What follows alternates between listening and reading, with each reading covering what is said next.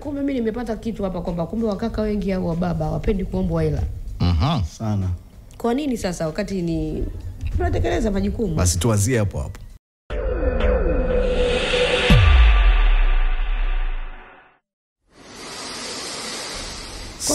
Kumbe mimi nimepata kitu hapa kwamba kumbe wakaka wengi au wababa hawapendi kuombwa hela.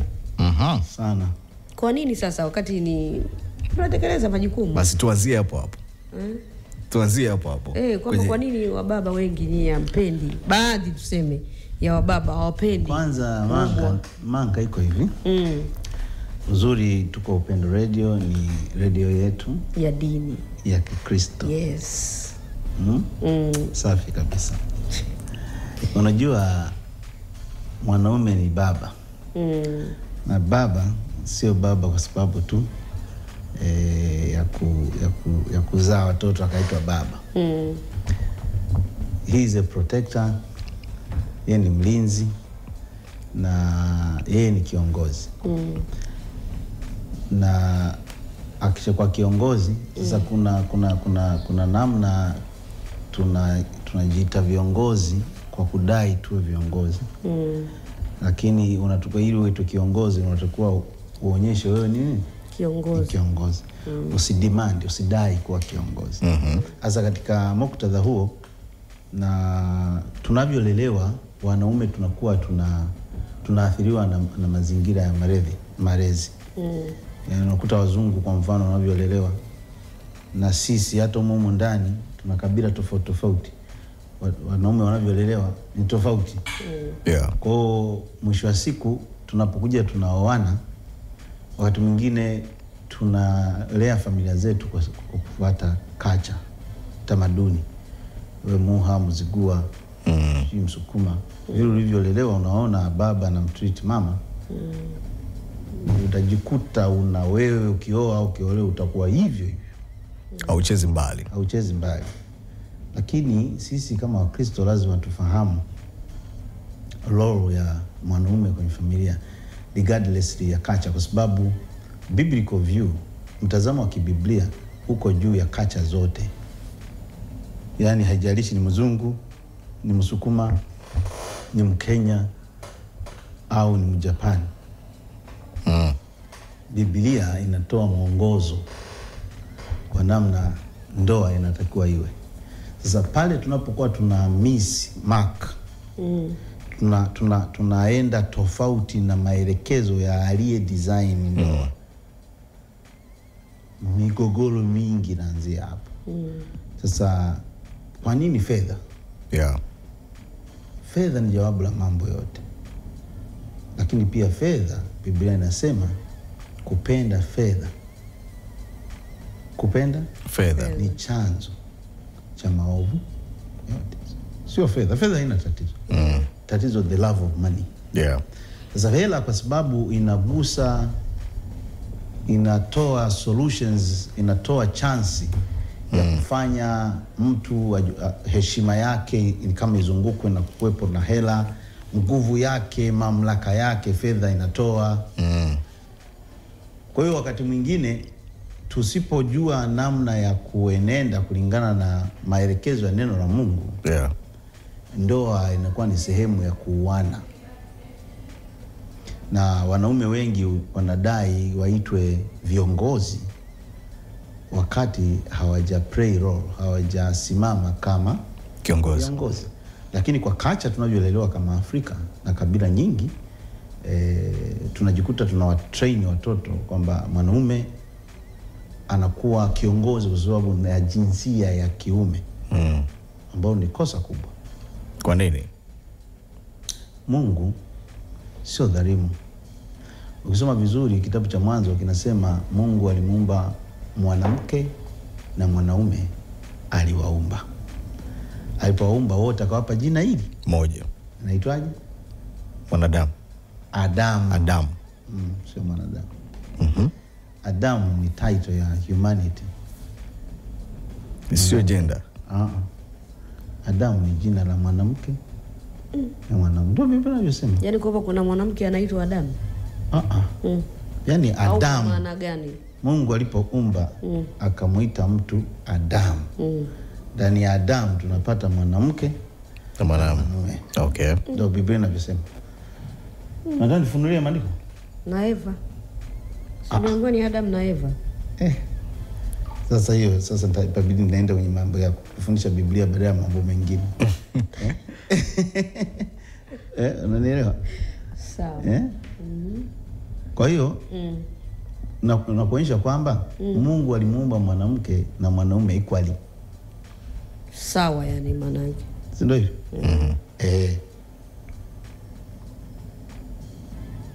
Ukisoma Mwanzo sura ya 5 mstari wa 2 anasema hivi. Hiki ndicho kitabu cha vizazi vya Adamu siku ile Mungu alipoumba mtu kwa mfano wa Mungu alimfanya. Mwanamume na mwanamke aliwaumba. Akawabariki, akawaita jina lao Adamu. Siku ile walipoumbwa. Tatizo la Wakristo, hatusomi Biblia. Kweli kabisa. Tuna meza tu, unasubiri tu pale unapigwa injili na katekista na mchungaji akishamaliza. Wengine hata Biblia huna, unatoka pale imradi tu azungumzie ulivyo zini jana akikugusia ndo unalia. Mungu nisamehe, ukitoka pale unaendelea ujinga wako. We don't read. Na tukianza kuzungumza vile ambavyo Mungu anataka tuzungumze kwa ajili ya maisha yetu, unaanza kusema nadanganya. Kwa sababu husomi. Kwa mfano ulikuwa unashangaa kwamba mimi hapa nisinge kusomea andiko, ungesema mimi ni mwongo, nitapeli na danganya. Sasa kwa hiyo imagine unaingia kwenye ndoa and you don't read the Bible. Usomi Biblia. Sasa utajuaje unatakuishije na mtu? Kwa sababu Biblia ndio inatuelekeza. Ukisubiri uelekezwe na jamii utaumia. Kwa sababu utaletewa women. Unajua mambo ya women empowerment is a very very destructive movement ya hovyo ambayo haijawahi kutokea, kwa sababu unaposema unamuempower mwanamke, sawa? Na siku moja aliyekuwa spika wa bunge Nungai alisema tumekosea sana, tumewaempower wanawake tumemwacha mwanaume. Sasa wataolewa na nani? Na ukichunguza sasa hivi kwenye jamii vijana ni wavivu. Wanawake kama vile wanahangaika, wanapambana sana. Sio, unaelewa? Lakini by design mwanamke she is emotionally stronger than logically. Mwanamke hawezi kukabiliana na mambo mazito kama mwanaume by design. Though sio kwamba hawezi kufanya kazi. Anaweza. Sio, unaelewa? Lakini unaposema huyu anaweza, nani alisema hawezi? Hilo ndio swali kwanza tulikujiuliza. Nani alisema hawezi? Biblia, ukiangalia Biblia imeandikwa kwenye kacha ya watu ambao walikuwa wanatukuza wanaume sana. Sawa? Lakini Biblia kama Biblia haionyeshi mwanaume ana nguvu kuliko mwanamke. Kwa sababu ndoa ni partnership. Ndoa ni nini? Ni partnership. Unapokutana pamoja, mnatoa mkutane kwa ajili ya kufanya jambo la Mungu. Sio kwa ajili ya mambo yenu. Sasa when it comes to money, mkishaoana mkaenda ndani, tatizo la ndoa linapoanzia ni pale ambapo mnaingia kwenye ndoa kila mtu ana independent project. Of course ni kweli, na ndio jamii ambayo tuko nayo sasa. Kila mtu ana nini? Ana independent project. Sasa mkishaingia kwenye ndoa kila mtu ana independent project. Na hii independent project imetengenezwa na circumstances, imetengenezwa na jamii, imetengenezwa na elimu, imetengenezwa na peer groups. Ndio hii mwanamke unaweza siku moja mke wangu nimemwambia acha kazi. Kazi ya serikali kwa sababu ya the way we need to create our family. Sisi tunavyotaka kuendesha familia yetu. Tunajua wenyewe, tulikubaliana tukioana tutaacha kazi. Sasa zamu yake ndo inaanza. Alafu baadaye nitakuja mimi. Sasa anaacha kazi wilayani, mkuu wa idara yake akagoma kusaini, akamwambia utajuta wewe. Kwa nini wewe ndo ulianza? Unaenda mbali. Twende taratibu, tutafika. Sio, unaelewa? By the way, hii ni ya pili. Yaani mimi hii ya pili mimi nilikuwa nishaga acha. Hii ni ya pili. Ila ya kwanza alianza yeye. Mimi nikawa kazini. Ya pili nikaacha mimi, yeye akabaki kazini. Ya tatu akamalizia, tukabaki jobless. Sio, unaelewa? Sasa hiyo ni plani ya maisha yetu, kwa sababu sisi tunachotaka kukifanya ni kitu kikubwa ambacho hatutakiwi kukifanya tukiwa kwenye ajira. Sisi ndio tunajua tutaishije. Sasa unatupangia. Lakini waligoma, walimwambia hivi, wewe binti wewe, tunakuhurumia, hatuta sign. Tumeona watu wengi wanalia. Mwanamke anajifanya anampenda mume wake, mume anamtelekeza, anaenda kwa mwanamke mwingine, anabaki kazi aliacha, hana kitu. Mke wangu anamwambia hivi, si niliachagua mwenyewe, si ndio maana kuolewa, maana yake niko tayari kudedi. Kwa sababu kama ukiingia kwenye ndoa na mguu mmoja, unategemea kuchomoka muda wote. Hiyo sio ndoa. Na ndio maana Paul alisisitiza kwamba tuingie kwa akili. Kwa nini Yesu alisema wakati Wayahudi wanamuuliza kwamba, Bwana, kwa nini Musa aliruhusu talaka? Waliuliza talaka ni halali. Musa aliruhusu. Yesu aliwaambia hivi, Musa aliruhusu talaka kwa sababu ya ugumu wa mioyo yenu. Lakini tangu mwanzo haikuwa hivyo. Kwa sababu Mungu alimuumba mtu mke na mtu mume for a lifetime partnership. Kwa swala la talaka linakuja kwa sababu ya ugumu wa mioyo ya wanadamu. Kwa Torati katengeneza utaratibu wa namna kumwacha nani? Mwanamke. Lakini ni kwa sababu ya ugumu wa wanadamu, ugumu wa mioyo yao. Lakini it's not God. Ndio maana mwisho Yesu anamalizia anasema, alichokiunganisha Mungu, wanadamu sikitenganisha. Hilo nalo linatafasiriwa vibaya na sitaki kulifafanua maana yake nini. Maana hilo nalo linatumiwa kuhalalisha watu kwamba lazima mke hata kama unataka kuchinjwa. Haikumaanisha hivyo. Hiyo ina maana yake.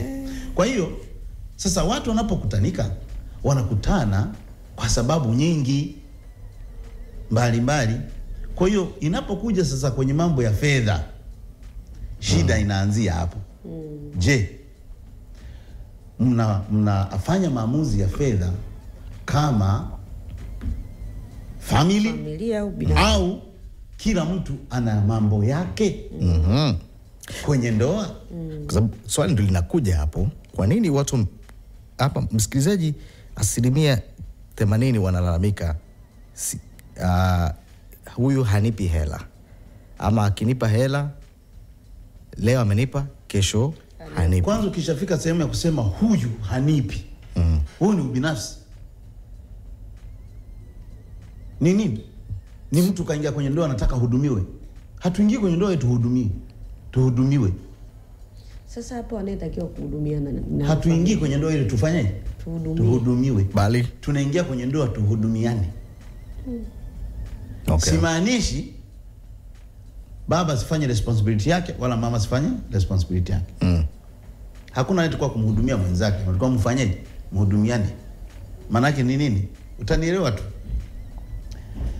Ukiingia kwenye ndoa na ideology kwamba mume wangu kazi yake ni kutafuta hela na kuleta tule, siku akikosa utamlalamikia na kuona kwamba sio haki yake kukosa. Lazima pate. Haumtii moyo, hau appreciate. Sio unaelewa? Kwa hiyo atakuwa ni yeye anakutumikia wewe. Of course Biblia inasema ndoa ipo kwa sababu mwanaume anajishughulisha na mambo ya mke na mke anajishughulisha na mambo ya mume. Sio unaelewa? Kwa hiyo mnapokaa kwenye nyumba mnatakiwa mcentralize kila kitu kifanyike kama nini? Kama familia. Na baba ukijua you have responsibility to protect the family. Una wajibu wa kulinda familia yako, kuhakikisha wanakula. Sio unaelewa? Lakini pale ambapo baba anakosa, sio baba kwa sababu ndio anafanya, mama hahusiki. Kwa kumbe mama naye ana wajibu pale baba anapokuwa mama anamshika mkono. Kwani nikuulize sana mama. Kwenye setup ya leadership ya uongozi, nyadhifa nyingi huwa zina wasaidizi. Ya kabisa. Kabisa. Ukichukua hiyo setup ya uongozi kwenye dunia tu na ukaipeleka kwenye ndoa, unaona vinafanana? Unaonaga msaidizi anamlalamikia boss? Hapana. kwamba boss sisi na nini. Unajua kwa nini hawalalamiki? Kwa sababu kila aliyekaa kwenye nafasi ina job description. Ina wajibu kwamba mimi ni makamu na kazi yangu ni hii. Siwezi kufanya kazi ya huyu. Na kazi ya kiongozi mkuu hawezi kufanya kazi ya msaidizi. Sasa ndoa inayo iko hivyo. Sasa hao wanaoingia huko wanajua hayo? Wajue wamefundishwa na nani? Sasa shida ndio inaanzia. Ndio maana tuko hapa. Kinachosababisha ndoa zife ni kutokuelewa umeingia kwenye kitu gani. Watu wanaingia kwenye ndoa kwa kuangalia baba yake na mama yake walivyokuwa naishi. Baada ya hapo wana copy na kupesti. Na mara nyingi huwa wanafanya wao bila hata kujua. Nilikuwa nafundisha taasisi moja, nikazungumzia swala la malezi. Jinsi wazazi wanahamisha majanga kwa watoto wao na watoto wanahamisha majanga kwa watoto na watoto. Akaniambia ni kweli, mimi nimekuwa nikiona mtu anapiga mke wake na amelewa, alafu jamaa na gari. Nikawa natamani yale maisha nikiwa mdogo. Kwamba kumbe ukiwa na mke anaendelea kumpenda, akasema anatamani kwamba mimi nikija nikikua natamani sana tutakuwa na mbonda mke wangu. Tutakuwa na lewa, alafu tutakuwa na ndinga. Yaani ni maisha ambayo wanayapenda. Watoto wanaathirika kwa kuona vitu vinavyotendeka. Sasa wakikua wanakuwa hivyo hivyo. Kwa hiyo kanisa sasa ndio linatakiwa lije lifundishe misingi ya ndoa. Kwa sababu sisi hatuoani ili tuongezeke tu ovyo ovyo. Hapana. Kile tulicho nacho tulichokipokea kwa Kristo tunataka kukihamisha kwa watoto. Okay. Na ukiwa baba, mimi siwezi kujisifu hapa eti kwa mfano mimi mwenyewe hapa. Siwezi kujisifu yote ninayoyafanya eti ni mimi tu. Mke wangu anachangia tena huenda 90%, mimi ni executor tu. Tuna plani pamoja, tuna design mikakati pamoja, tunajadiliana pamoja. Mimi kwa sababu nina uwezo wangu na ambao yeye hana, na yeye ana uwezo ambao mimi sina. Kwa hiyo tunachanganya, tunapata kitu moja. Kwa sababu hakuna hela ya mtu. Lakini ukishaanza kusema baba hii ni hela yake, hii ni ya mama, we baba gani? Sasa hiyo ni ndoa. Hata ingekuwa kwenye kampuni tu, yani ndoa imekuwa majanga kuliko hata kampuni. Kwa sababu mimi nikianzisha kampuni na wewe manka, kuna utaratibu kwamba wewe una hisa 40%, mimi labda na 20%, mwingine na 10%. Kwa hiyo hakuna kugombana kwa sababu kila mtu ana cha kwake. Lakini sisi tumeingia kwenye ndoa, baba anataka awe mama, mama anataka awe baba. Watoto wamebaki wananing'inia hapa. Watoto hawaeleweki. Kwa swala la fedha, migogoro ya fedha inasababishwa na nini? Kutokuwa na bajeti ya pamoja, matumizi ya siri au kuficha madeni. Sio unanielewa? Mimi hapa siwezi kutumia pesa kiasi fulani. Yaani kuna lengo, kuna kiwango ambacho siwezi kupita. I have to consult. Kwa sababu gani? Hivi unajua matumizi ya siri ndio yanaleta migogoro ya usaliti na kutokuwa na uaminifu. Kwa sababu kama unatumia hela kwa siri, maana yake inabidi uipate hata kwa siri. Kwa sababu huwezi kutumia hela ya wazi kwa siri. Unaenda kwenye ATM unatoa afu kule mwenzako naye anasoma katoa 200,000. Maana yake ni kwamba manga mimi nikikosa sija provide na wewe kwa sababu una matumizi ya hovyo na mimi na matumizi ya moderate, natamani kucontain wewe mke wangu. Tujitahidi tusitumie sana. Wewe ni materialistic. Unapenda mambo makubwa wakati kipato ni kidogo. Kwa hiyo ninavyokuzuia unaona anakuonea. Kwa hiyo kitakachotokea ni kwamba utafanya mbinu yoyote upate hela kwa mtu yoyote ili utimize mambo yako. Sasa unaweza kaenda ukazipata hata kwa watu ambao wataingilia ndoa yenu na kuiharibu.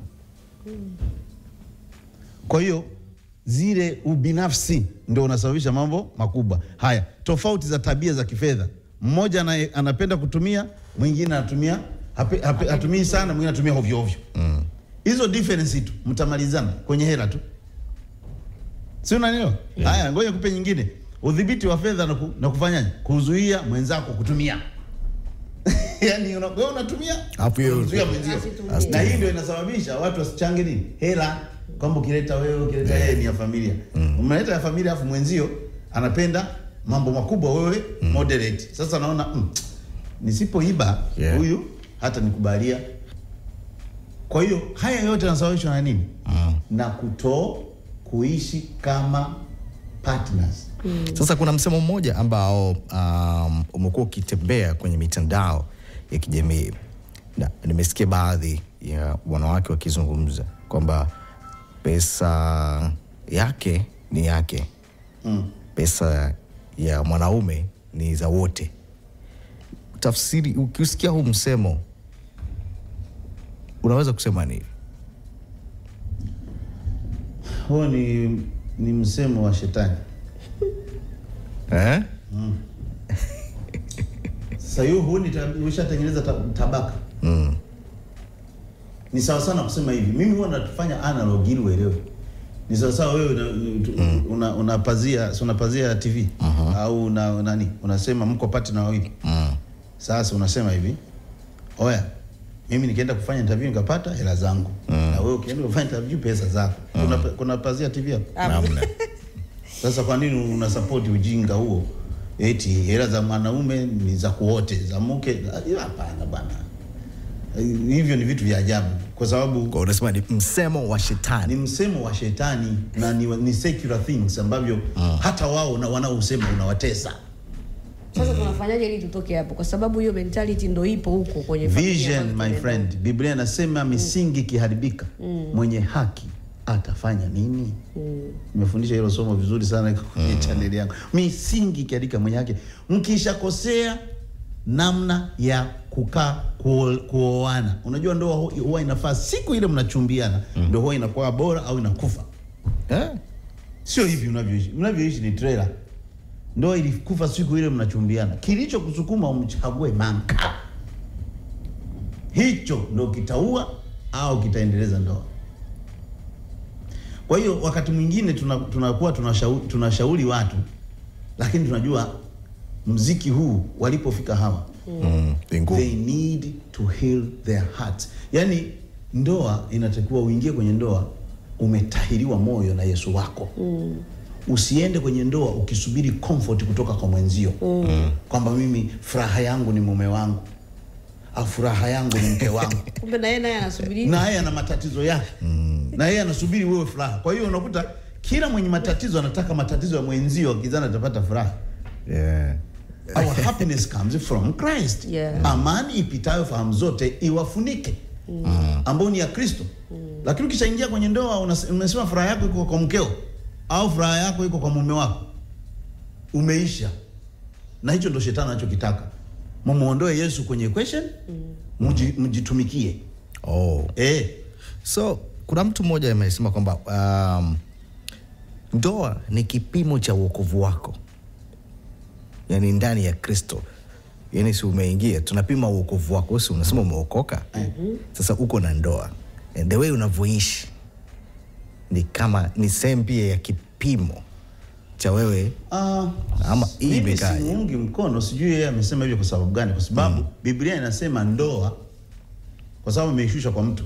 Lakini Biblia inasema ndoa ni kielelezo cha Kristo na kanisa. Ndio Biblia inavyosema. Hii sasa ya kusema ni ndoa wewe ndio inakupima umeokoka. Kwanza hiyo ni wokovu wa matendo.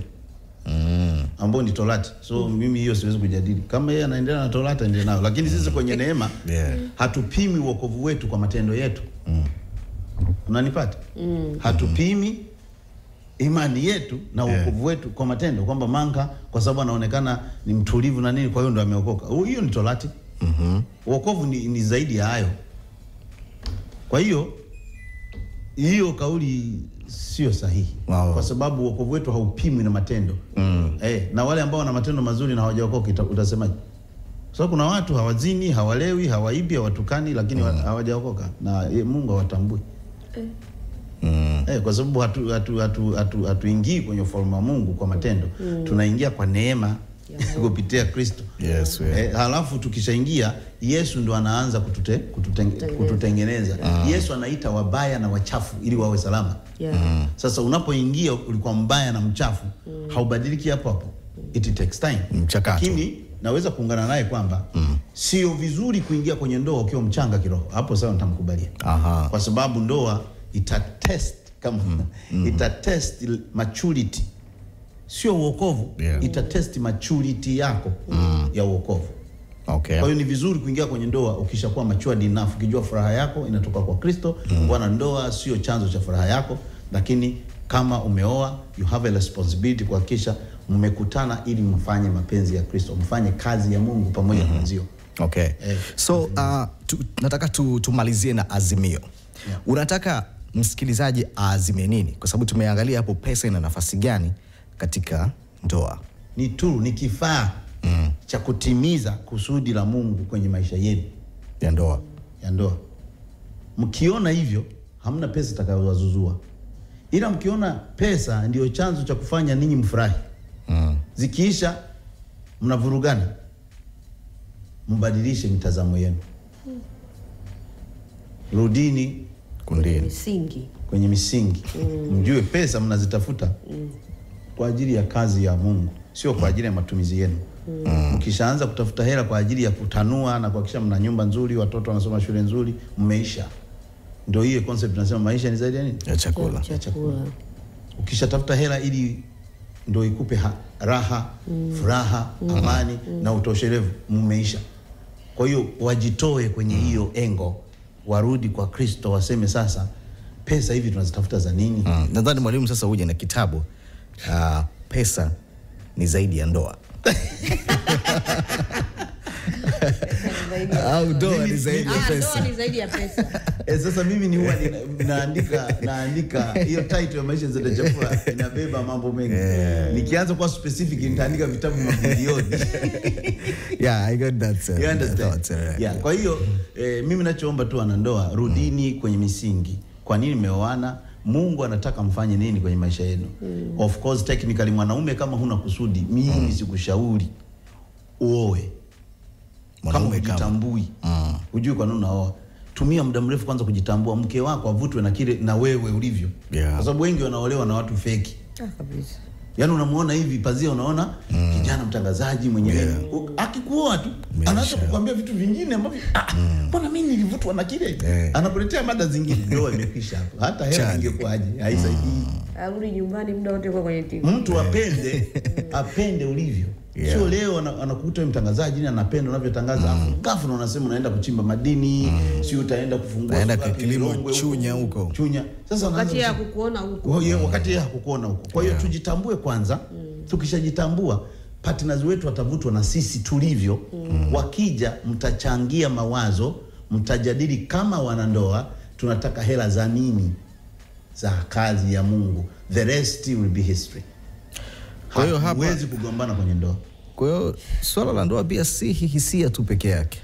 Hisia kwenye ndoa hakuna. Hisia wanazo ma boyfriend na ma girlfriend. Hisia zina asilimia ngapi kwenye ndoa? Hisia? Hisia ni kwa ajili tu ya mzae watoto. Bas. Lakini kama unataka hisia ndo ijenge ndoa, sasa hisia huwa zinaisha, unajua. Ila ndoa haiishi. Kwanza ndoa unapooana na mtu ambaye unampenda, kadri unavyoishi pamoja ndio anavyozidi kuwa mzuri zaidi, kwa sababu tabia unavyozidi kukua unaanza kubondi zaidi na kuelewana zaidi. Yaani kujamalizia sentence mwenzio ashamalizia. Huo ndio utamu wa ndoa. Sasa kama ndo kuna sio macho na makalio na nini. Hivyo vinaishi. Na hivyo ndio vinaleta hisia. So we grow in love. We don't fall in love. That's nice. Anaitwa Engineer Kabenda. Watu wanakupata vipi kwa ushauri zaidi hasa kwenye eneo la fedha katika ndoa, ambao bado wanaanza safari mpya ya kukaa pamoja kwenye eneo hilo? Na Gen Z wanataka kuingia kwenye ndoa. Yes, of course pia kwa dakika moja kabla hujatoa namba za simu, una ushauri gani kwa vijana ambao wako kwenye hatua ya uchumba lakini ugomvi wao mkubwa ni kwenye pesa? Huyu anataka apewe pesa. Mbona sasa hivi imeenda mbali zaidi. Hata vijana wa kiume wanataka kupewa pesa sana na watoto wa kike ambao wamefanikiwa. Ukiona mwanaume anakuomba hela, jiulize mara ya kwanza na mara ya pili. Kweli huyo ndo unataka awe kiongozi? Kiongozi ambaye anataka msaada kutoka kwa binti hawezi kuvumilia shida. Maana hizo ni kuvumilia shida. Anataka mteremko. Kweli huyo ndo unataka umpe usimamizi wa ndoa kweli? Inabidi ujiulize maswali mawili matatu. Alafu kwenye mahusiano msijenge, msinunue vitu kwa pamoja, msifanye chochote kabla hamjafunga ndoa. Hata sheria inakataa. Mtaumia unless mmeandikishana kwamba ni mapartner.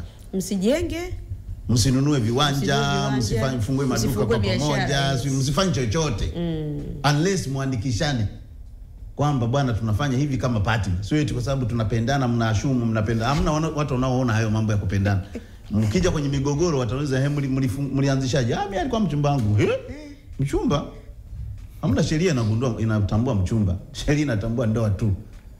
Bas sawa. 0743 11 96 99 ndio namba yangu. 0743 11 96 99 tunaweza tukaongea vizuri. 0743 11 96 99 0743 11 96 99. Sawa. Yep. Mimi naitwa John Pazia.